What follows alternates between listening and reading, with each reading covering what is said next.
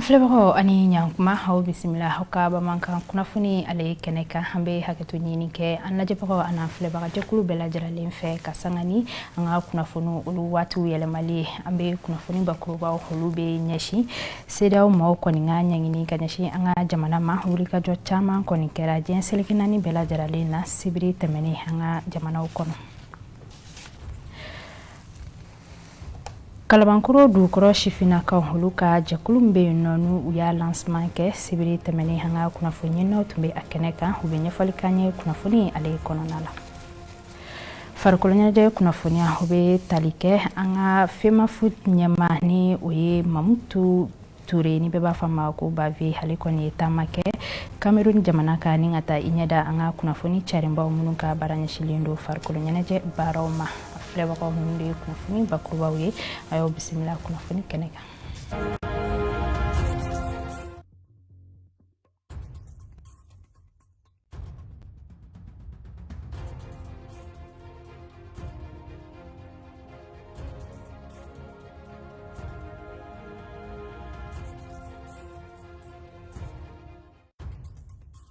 Ambe fulni tan krenkreni ke kanyashi oma malikono ani malikoka ofefe sokolino MCT jabrani ale sanfe ani radio emergency sanfe kunafuni kene ni usikli o kilina belajrali ambe bi kunafuni kene ambe ale daele ambita Burkina ka ofenino kabini kunun kari bulika jo konimbe sena minu koni kunchera ni uka finitikla ka uka lase mkonona na ni ukoniye aira kafo uka jamana nyama Rock Mark Christian Kaburi ni ale koniye Femie uka jamana chakeda furuba chakeda we hulu baro koni nyongirilembe folo fokata se frontiere datuguli ambe wati mununa kurufe hulu koni be sena uka jamana kono Ame singana anga jamana ale kono kakeni janvier kalo kle mugwan fla samba fla hani mugwan fla ulika jo koni kera anga jamana kono fuka nyashi je seligenani bela jarali maninga anga jamana ka ale jugoro madu kakeni sedo mo huluka nyangini kanyashi anga jamana mashilen jakite hale jamunu fara nyogonka hambe olulajo fara ba malibaka farafina jamana chama ulukoni ukanisongo ya jira ninga wulika jo boloda uka deme jira malidiuna ka jira kafo ko sideo ale nyangini bereminta janvier kalo kile 10 temenina Mali kama ko omaja uye ani ube akon usiko anu udamajira bela femi koni malidi munu sigilendo nanzara jamana uka ulu fane ukanisongo ya jira ninga wulika jo ke kanyesi ambasaduma adola ni wulika jo do kera Berlin Allemagne jamana kononana Mali munu sigilendo koka fuli katakasi jamana de wada munu fene anganiya ka Mali jukoro matinti ni nyangili nkoson. Kumaka munu kwani tumbala ka bo ni wulika jo kononana we ka jira ka fo ko ube chamache fanga ko. Ulu bela jiralen temeni ko ka buino ni anga subakana mashinu fane taka ulu kononana je amba ye ka fo ko Mali drapo ali kwani tu yangale no kosobe kene ko fole nunu kononana ka fara ilusi jamana fana drapo ka. Min konona na sa maliendo nye uka hamina ko jira keneka ninka jira kafo ko farafina ka kelinya o de kadi oluye wulika joko folen kera jamana chama konona na kerenkereni ala konakiri foli ka takase Burkina Faso ma alini adola gelea chama sorola a wulika jowla finitigila kaw ani jamana kono doni nyokonche nga obenata jamana kono dendo kone ujija ka ukanisongo ya jira keneka kosobe kadaka dugudo konona na gazi fili yira ala finitikila kaw ani jamana kono doni nyokonche konakiri jamana konna la wulika join koni kona kosobe uluka nyema ufe Centrafrique jamana fuli katakasi Congo Brazzaville ma munu tunye o wulika jo labe oluye angania ka wulika jo nyongiri kadaka aida lula kafo koni mami sorola akonona na nyangi libere nata ka otiki sekere Ameto wulika jo kelen hukum kono Sheikh Kulubali ale munumunu saloke anga faba kono ambe jamana kono don hakilna lame Faraɲɔgɔnkan min kɔni kɛra janvier kalo tile 14 san 2022 tɛmɛnen kɔni na Mali kɔnɔ, o min n'a a laɲini kun ye yaasa malidenw olu kɔni bɛ se k'u ka dusukasi yira ka kɛ ni farafina tilebiyanfa jamana ɲɛmɔgɔw ka ɲangini kɔni ye u ye min ta Mali kama. Wa o faraɲɔgɔnkan kɔni bi sen na hali bi, sabula sibiridon janvier kalo tile 22 san 2022 faraɲɔgɔnkan wɛrɛw kɔni kɛra Mali kɔnɔ ani Mali kɔkan, kɛrɛnkɛrɛnyana Burkina, Laginɛ ani maliden minnu sigilen bɛ kɔkan olu kɔni fɛ. O hukumu kɔnɔna na jamanaden dɔw kɔni wa hakilina d'an ma nin ko in na. N'i y'a ta k'a lajɛ maliyɛn wulikun ɲana kojugu parce que bin de kɛra anw kan, bin kɛra an kan an ka hakɛya de nɔfɛ. An ko k'an b'an yɛrɛ de ta, an k'an yɛrɛ de ɲini yaasa bonya min bɛ Mali kan ka kɔrɔ o bonya ka segin ka da maliyɛn kan. Hɔrɔnya min bɛ maliyɛn na o fɔlɔ n'a tun fɔra i ma k'i ye maliyɛn ye yɔrɔ la kunkɔrɔtan de tun don. Mais san laban ninnu na a bɛ san 20 laban ninnu kɔnɔna la n'i y'a lajɛ n'a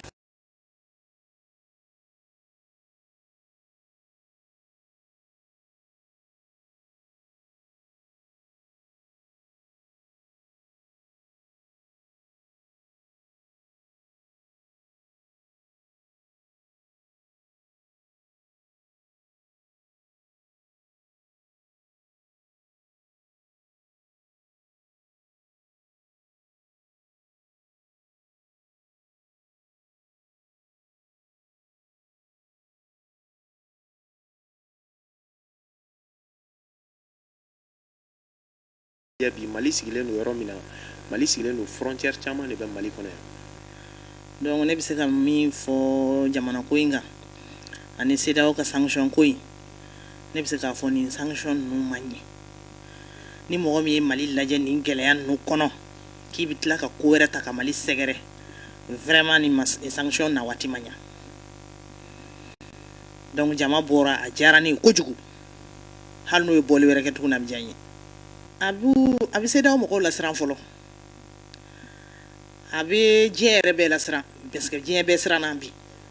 bɛɛ ye a dɔn ko sisan olu yɛrɛ tɛ Mali ko la bilen dɛ, olu bɛ fɛn wɛrɛ de nɔfɛ. Anw yɛrɛ ne kɔni ka hakilina na. Bon, marche franchement marche bɛ kan ka kɛ komi n bɔra kuma la cogoya min na k'a ɲɛfɔ, marche bɛɛ ka ɲi. Fɛn fɛn kɛla Mali kɔnɔ, fɛn fɛn kɛla Mali kɔ kan, a marche bɛɛ ɲɛna k'a ɲina ko CEDEAO tɛ population fɛ. CEDEAO ka hakɛ o ye ka président le kɔkɔrɔma don, n bolo yɔrɔ na k'o yɔrɔnin fɔ. N'o tɛ ka sanction ne bɛnkanni sanction ne bɛnkanni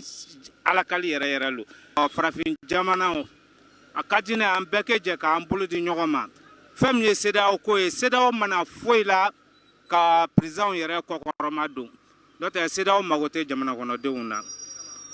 Donc o ye sanction bɛ Mali kan, ni tɛ sanction ye o, ne ye bɛnkanni yɛrɛ yɛrɛ lo ye. Hakilijigi bolo ma ninnu kɔni y'a yira k'a fɔ o n'a ta bɛɛ maliden bɛɛ lajɛlen kɔni b'u ka jamana ɲɛmɔgɔw ko n'o ye cɛmancɛ fanga ɲɛmɔgɔw ye wa malidenw fo ka taa se jamana wɛrɛ denw ma kɛrɛnkɛrɛnyana Burukina jamana kɔnɔ ani Guinée Conakry jamanadenw olu bɛɛ lajɛlen kɔni k'u ka dɛmɛ bɛ Mali ye sanga ani waati bɛɛ lajɛlen na. Kunnafoniw ye hali bi kalabankoro dugukɔrɔ sifinnakaw olu ye farangajɛkulu min kɛ o kɔni o ɲɛbila baaraw kɛ sibiri tɛmɛnen ka kɛ ni janvier kalo tile 22 ye u yɛrɛ ka sigida la. Fatumata Tarawele, MCT Jabarani tɔgɔ la. Jɛkulu in kɔni ye don ye marisi kalo la san 2020 waati. Jɛkulu in kɔni sigikun de ye yaasa yiriwa kuntalajan o na se ka sabati cogo min na Kalaban dugukoro ale kɔnɔ ani lakana o na se ka sabati cogo min na a ka wulikajɔ kɔnɔ. A kɔni bɛ ka baaraw sigi sen kan yaasa sifinnakaw olu na se ka tanga cogo min baarako gɛlɛya ma ani binkali wale dana se ka kari o la cogo min na Kalabankoro ale ni a lamunu na. Wa kulu in sigikun dɔ fana ye yaasa bɛn o ni kelenya o na se ka sansi cogo min na tɔndenw ni ɲɔgɔn cɛ Kalaban yɛrɛ dugudenw olu ni ɲɔgɔn cɛ. Association in dugu mago bɛ nin association in de la parce que an bɛ don min na ko min bi n'i y'a mɛn a bɛ baara kɛ jamajɛkulu de bɛ jɛ ka baara kɛ mɔgɔ de bɛ fara ɲɔgɔn kan ka baara kɛ ɲɔgɔn kan a tɛ se ka baara foyi kɛ donc baara bɛɛ fɛn fɛn n'a bolo dalen don ɲɔgɔn fɛ fo mɔgɔ fara ɲɔgɔn kan donc o de kama an ye association in sigi pour que an bɛ se ka ɲɛsin an kɛbaaraw ma cogo min na. bon welewelekan min bɛ ne bolo ka ɲɛsin sifinnaka ma o tɛ dɔwɛrɛ ye o an bɛ don min na komi bi sifinnaka bɛɛ ka bila u kunna ko an yɛrɛ de bɛ se ka an ka jamana jɔ n dɛmɛ ka wara la o b'a sɔrɔ a kunkolo bɛ yɛrɛ bolo dugukɔrɔ bɛ yɔrɔ min na bi a degun ani problème min bɛ dugukɔrɔ kɔnɔ je crois que a dogolen tɛ mɔgɔ si la donc je crois que n'an farala ɲɔgɔn kan ni an kɛra kelen ye an tɛna dɛsɛ ko la quoi donc ne kɔni bɛ fɛn fɛn ɲini u fɛ fɛn fɛn n'o o ma faamuya u k'a faamuya donc n b'a faamuya ɲini bɛɛ lajɛlen fɛ an ka jɛ k'an kɛ kelen ye dugu ko bɛɛ de don mais bɛɛ bɛ nin yɔrɔ sɔrɔ a kɔnɔ don n'a nataw la mɔgɔ bɛɛ t'a sɔrɔ ɲɔgɔn fɛ mais bɛɛ bɛ nin yɔrɔ sɔrɔ a kɔnɔ parce que n'a fɔra ko dugu ko bɛɛ b'o kɔnɔ quoi. kɛnɛ in kɔnɔ kalabankɔrɔ maaba caman tun bɛ yen ni o bɛ tali kɛ a dugutigilakaw fo ka taa se alimaminakaw mɛrilakaw finitigilakaw o ni a ɲɔgɔnna caman. kɛnɛ in den fa ale ye a hakilina di ka sanga ni kɛnɛ in sigili ye. n ka impression ka ɲi bi impression ka ɲi parce que hali ye mun ye bamananw ko ye ko bɛ fɔ ko bɔ n tɛ b'a la kalabankɔrɔ jeunes bɛɛ bɔra ka na lancement in k'an bolo lancement dumanba ye donc an ye mun ye bi an bɛ se k'a fɔ n k'a bɛ a to an hakili sigilen bɛ taga so n'Ala sɔnna ma nin association filɛ nin ye a bɛna fisaya dugukɔrɔ ma kosɛbɛ a bɛna to dugukɔrɔ ye ma fili ka fɛn caman kɛ a bɛn'o kɛ donc on est vraiment content association in lancement la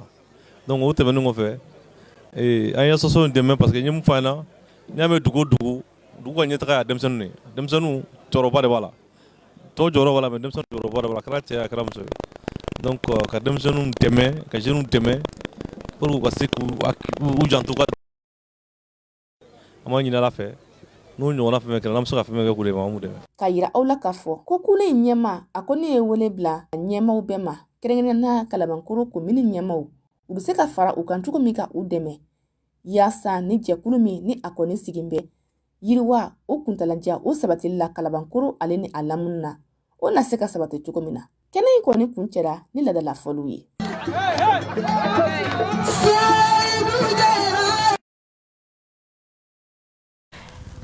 An bɛ to CEDEAO ma olu ka ɲangini hukumu kɔnɔ ka kɛ ni o baaraw ye ni jamana kɔni a yira k'a fɔ a tɛna mɛn bilen an bɛ balo minnu san sanga an n'a ka waati bɛɛ lajɛlen o balo kɔni sɔngɔ kɔni bɛna yɛlɛ yaasa ka fɛɛrɛ sɔrɔ o baaraw la an ka jamana gouvernement kɔni laɲini kɛ ka ɲɛsin sukala ma olu ma yaasa balo minnu maralen b'u bolo an bɛ se ka fura sɔrɔ olu la an bɛ an ka kunnafoni na kɔjaw lajɛ.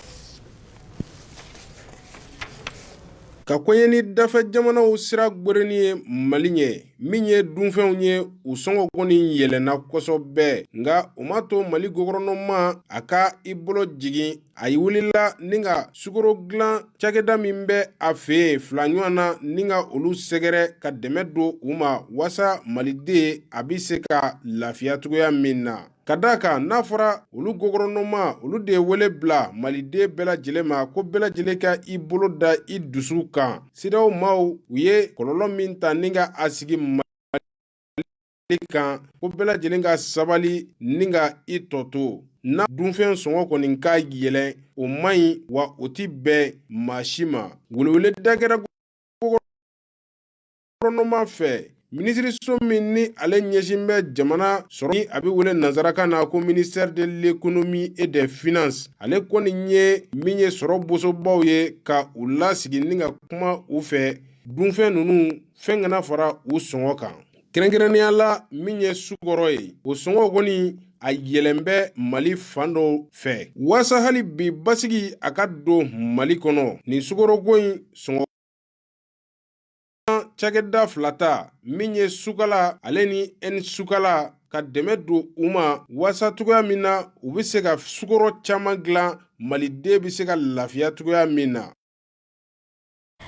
An bɛ don marabolo kunnafoniyaw la Kanja Tarawele hali bɛ ɲɛfɔli kan ye. A ye aw bisimila a ka bi marabolo kunnafoniw na. An bɛ fɔlɔ Bafulabe maa minnu kɔni sigiyɔrɔ bɛnna Bafulabe Bafini Bajɛ kɔni kɛrɛfɛla sigili ma olu kɔni bɛ ka gɛlɛya kɔni sɔrɔ u ka tagamaw kɔni la f'a kɛra sababu ye an bɛ don min ko bi u ye sira wɛrɛ de bɔ u bɛ se ka u ka tagamaw kɔni kɛ sira min kan ni o sira in kɔni bɛ a daminɛ Tinti la ka tɛmɛ Bakariya kɔni fɛ o de kadara kɔnɔna na nin yɔrɔ sigibaga ninnu kɔni kɛlen don ka weleweleda kɛ jamana kɔnɔden cɛman n'a musoman bɛɛ lajɛlen ma fo ka taa se jamana ɲɛmaaw kɔni ma k'u ka dɛmɛ don u ma yaasa u bɛ se ka nin sira kɔfɔlen kɔni labɛn ka ɲɛ. N'an bɔra Bafula be an b'an kunna Segu kan kɛrɛnkɛrɛnnenya na Sankaw fɛ yen nɔ. Baarabolo kura dɔ kɔni wulila san dugu kɔnɔna na fɛn bɛ tali kɛ san ladalamaw n'u ka sɛnɛkɛlaw kɔni ka tɔgɔ sɛbɛnw kan. Kɛrɛnkɛrɛnnenya na u ka so min bɛ wele kɔni na ni a baaraw kɔni daminɛna taratadon sɔgɔmada fɛ janvier kalo tile 18 san 2022. Mamadu Tarawele n'ale kɔni ye moyen bani ɲɛma kɔni ye san dugu kɔnɔna na a ye sɔmi sigi a kan ka fɔ ko ɲina u ka foroko tɔgɔ sɛbɛn kɔni na ko foro kɔni bɛna sɛbɛn maaw tɔgɔla sɛbɛn bɛ a bolo n'an ko carnet de famille. Ni baarakura ninnu sigila sen kan yaasa yɛlɛma bɛ se ka don malo sɛnɛ yɛrɛ kɔni tagabolow la san dugu kɔnɔna na wa u bɛna tile 6 de kɛ ni baarakɔfɔlen kɔni na. Walasa ka dansigi bi marabolo kunnafoniw na an bɛ taga an songo ma marifatigi dɔw minnu n'u bugunatigɛ ma dɔn olu kɔni binna lɔgɔjɔla dɔw kɔni ka camion kɔni kan minnu tun bɛ ka bɔ Indelimene tɛnɛndon janvier kalo tile 17 san 2022 an songo dugu kɔnɔna na. Ni ma marifatigi ninnu kɔni tun bɛ moto de la wa u ni mɔgɔ kofɔlen ninnu bolo minɛnw bɛɛ lajɛlen minɛ u la wari ani telefɔni.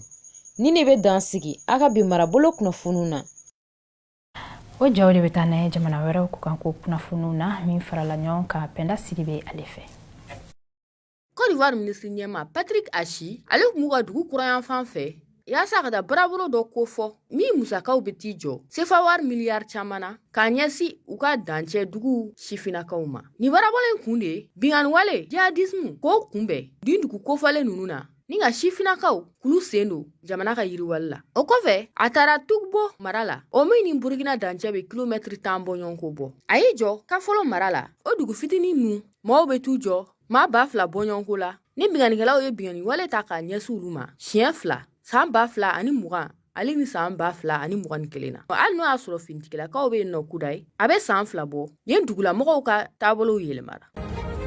Senegalikaw fɛ yen nɔ jamanadenw taar'u kan di yaasa k'u ka maires ale n'u ka conseillers départementaux k'ulu sigi karidon janvier kalo tile 23 la. Ni kun y'a kalafili fɔlɔ ye kabini Macky Sall ale sigira kura ye jamana ɲɛmaya la san 2019 na. Jaabi jɔnjɔnw ma bɔ fɔlɔ nka kabini surɔ fanga sinamatɔn jɛkulu min bɛ yen nɔ n'a bɛ f'o ma ko Yewi Askaniwi n'a ɲɛmaya bɛ Ousmane Sonko ale ni Kalifa Sall bolo olu y'a yira k'a fɔ k'ulu gagnéna duguba 2 la min ye Dakar ani Ziguinchor ye. Kongokaw fɛ yen nɔ RDC karidon jamakulu dɔ bɔra Kinshasa dugu kɔnɔna na ni ka dɔnkiliw da ani ka kumaw fɔ u ka jamana ɲɛma Félix Tshisekedi ale kan. U ye nin kɛ fɛnɛ de yaasa k'a yir'u ka finitigilakaw la k'u b'u kɔ. Olu min ni Jean-Marie Kabuni bɛ ɲɔgɔn na k'a sababuya kɛ sirabanga ko dɔ ye. Ale mun sigiyɔrɔ bɛnnen don Kima u bɔra Kimi kɔnɔ Limete commune na. Jean-Marie Kabuni ale min ka politiki jɛkulu ye UDPS ye ale kun y'a yira k'a fɔ Twitter sanfɛ k'a fɛ k'u ka wuli ka bɔ a nɔ na n'o de Assemblée nationale o président ka dan présidence. Soudan général Mohamed Hamdan Daglo ale kun bɛ tagamala Éthiopie jamana kan dɔgɔkun laban tɛmɛnen na. Tagama in sen fɛ ale ni ministre ɲɛma Abiy Ahmed olu ye ɲɔgɔn ye. A ka ca ni san kelen ye bi Soudan jamana ɲɛma kuma se Éthiopie jamana kan k'a sababuya kɛ ni sigiɲɔgɔn jamana 2 ninnu furukufuruku b'ulu ni ɲɔgɔn cɛ ko caman na n'o dɔ bɛ tali kɛ mankan dɔ cɛ la fo ka taa se Éthiopie jamana bɛ ka baraji min jɔ baji Nil o sanfɛ. O kunnafoni tɛmɛnen kɔ kabakɔrɔ dura maaw kɔni ye kɛnɛyaso belebele ale sɔrɔ o baaraw hukumu kɔnɔ Yusuf Kulubali ale kɔni y'a ka kuma galaman tɛnku Mamadu Wonkeba la ale bɛ ɲɛfɔli k'an ye.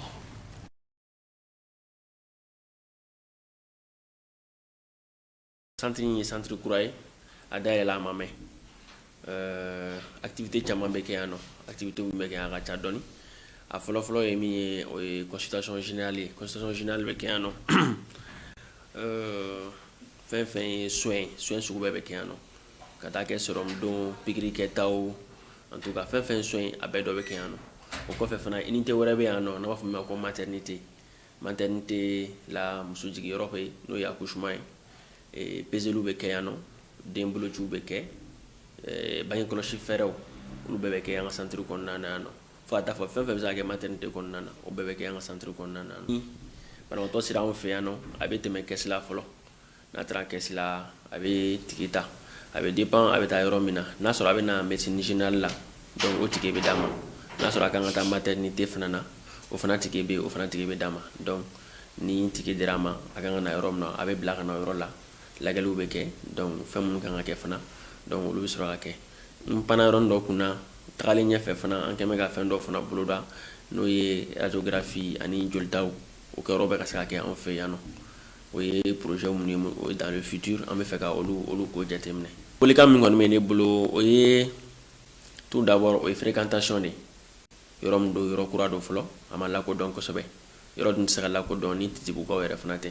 donc dɔgɔtɔrɔso n'a ma ɲɛ n'a jɔra k'a di mɔgɔw ma u k'a fréquenter o de ka ɲi et puis n'u b'a fréquenter u ka kɔn ka to ka na dɔgɔtɔrɔso la kana to bana ka dɛsɛ i la dɛsɛ wagati min na k'a fɔ i bɛ sɔrɔ ka na consultation na c'est des trucs c'est pas bon a bɛ kɛ sababu ye ka prise en charge gɛlɛya dɔgɔtɔrɔ bolo et puis musaka bɔtaw fana bɛ caya donc dɔgɔtɔrɔso min don olu yɛrɛ de ta don a b'olu de ka communauté kɔnɔna na donc an kɔni bɛ se ka appel min lance u ma dɔrɔn u ka centre fréquenter donc là o fana kɔfɛ musow ka peseli côté ta fanfɛ fana parce que an y'a jateminɛ i b'a sɔrɔ communauté la mɔgɔw tɛ peseli ta ba la fana donc an b'a ɲini u fɛ u ka o yɔrɔw matarafa kosɛbɛ mɔgɔw ka peseliw kɛ a ɲɛma wa mɔgɔw kana to ka jigin so bilen donc jiginniw bɛ kɛ dɔgɔtɔrɔso la denw bolo ka ci a ɲɛma.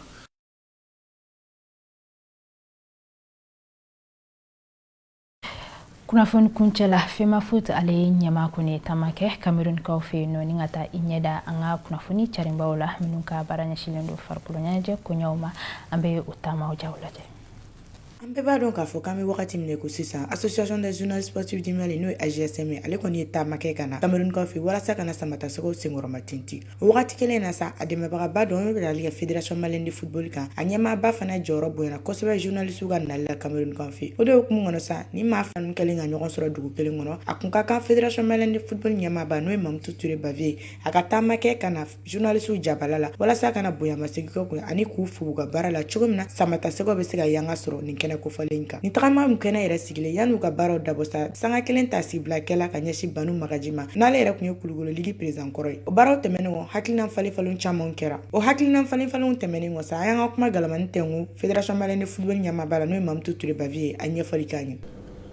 Aw dagalen don ɲɔgɔn kan yan aw bɛ don da kelen fɛ ka bɔ da kelen fɛ an ko an bɛ fɛn min ɲini Mali balontan kɔnɔ o de ye nin ye mɔgɔ ni baara o baara la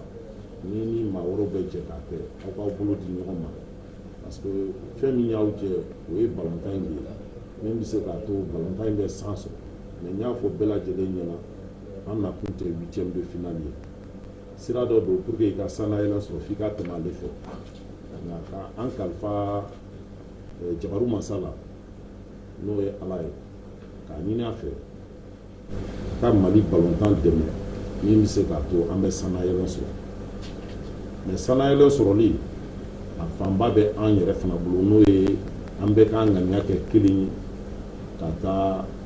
an bɛ fɛn min nɔfɛ an b'a fɔ min ma ko an ka objectif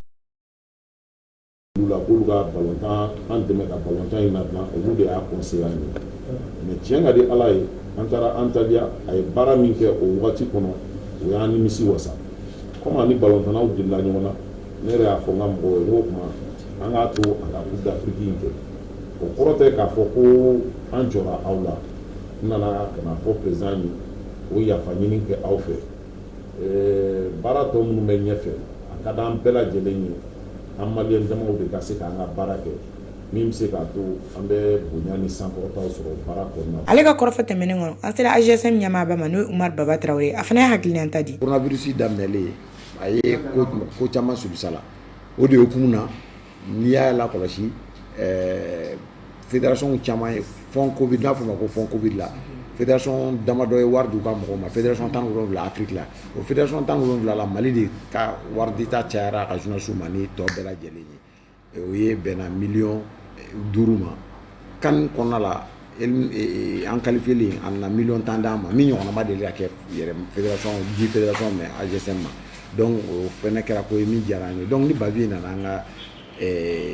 QG la bi yan nɔ a ma bara n'an bɛ se ka fɔ ko de diyara an ye. Ni tagama min kɛlen filɛ Mamutu Ture Bavier n'a jɛɲɔgɔn fɛ sa o b'a jira k'a fɔ ko fédération malienne de football ani AGSM ka jɛɲɔgɔnya don bɛɛ b'i ta sɔrɔ mun na ka d'a kan bɛɛ hamina ko ye samatasɛgɛw ka se ka ɲɛtaga sɔrɔ kɛnɛya dolantanko ta fanfɛla la jata kɛra ka nin tagama kofɔlen kuncɛ. aflego hoja de bedanski hauka bi kunafoni ala hanga wilka joy kunafoni jele mun soro kadi o ma hore kera nuye la ka shwere di onine bela jara lema